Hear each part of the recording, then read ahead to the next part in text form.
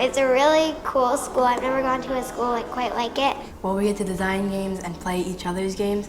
So instead of just doing work all day.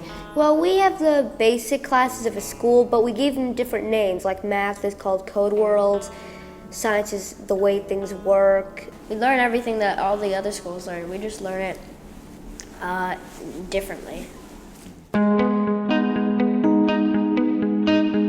My name is Katie Salen, and I wear a couple of different hats. One, I'm a professor at Parsons, the New School of Design, and I teach in a program there called Design and Technology.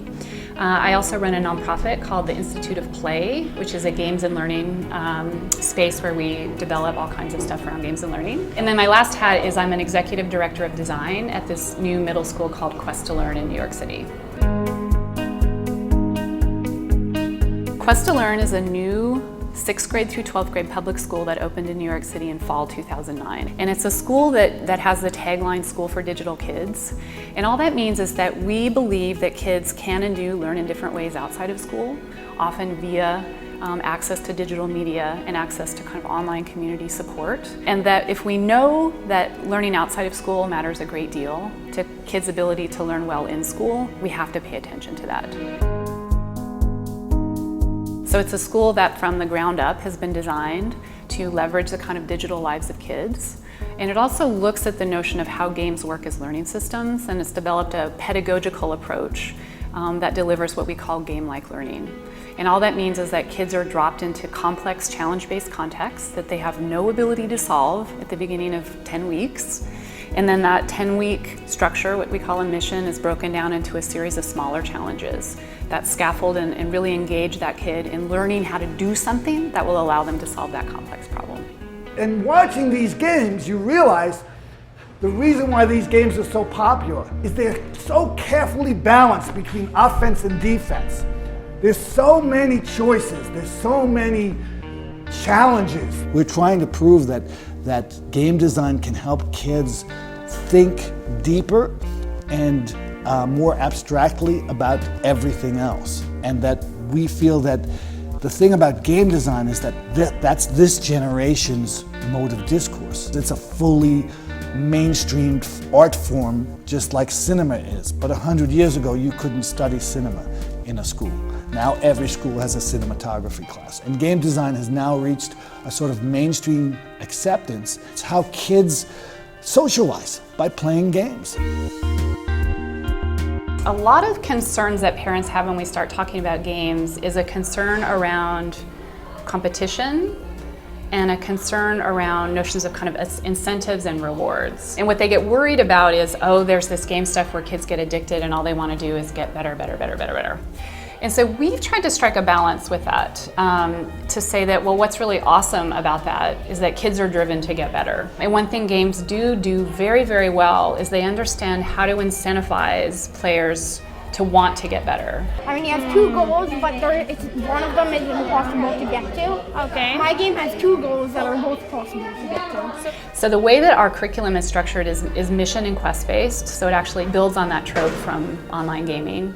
And the idea is that quests actually get harder as you move through them because you're actually developing tools and developing knowledge and developing experiences. And the goal is that you actually can't move to a quest until you've completed one prior. They're proceeding through some kind of challenge and they're getting closer to some kind of end goal. And we have found that that's very motivating for kids, that they know where they're at, they know how far they've come, and they know what they need to work on. Game design is not just sitting in front of a computer and creating a game where somebody runs around collecting coins or something.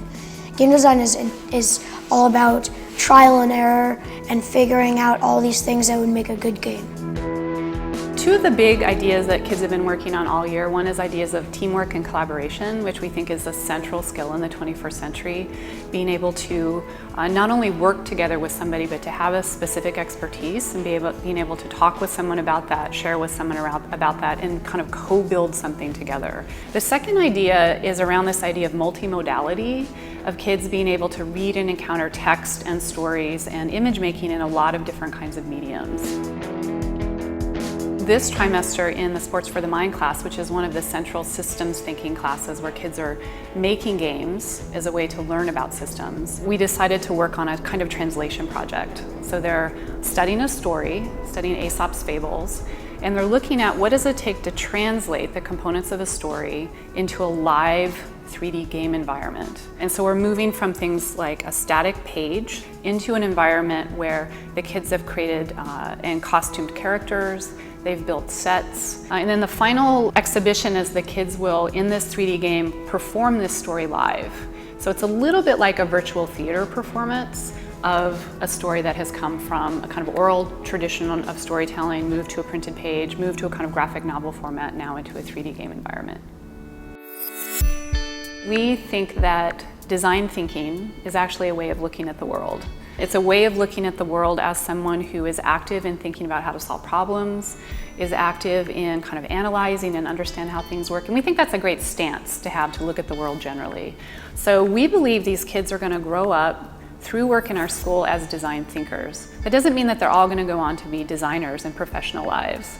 We would imagine and love that some of those kids will step into roles as wanting to be scientists, wanting to be writers, wanting to be musicians, wanting to be whatever. But they still will have this perspective on how they look at the world, and that will inform any discipline that they go into.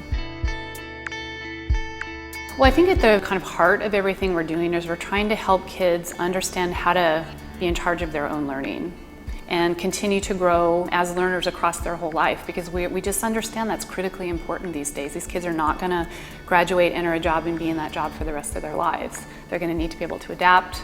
They're going to have to learn new things constantly. And so that's the type of learner that we're looking to graduate.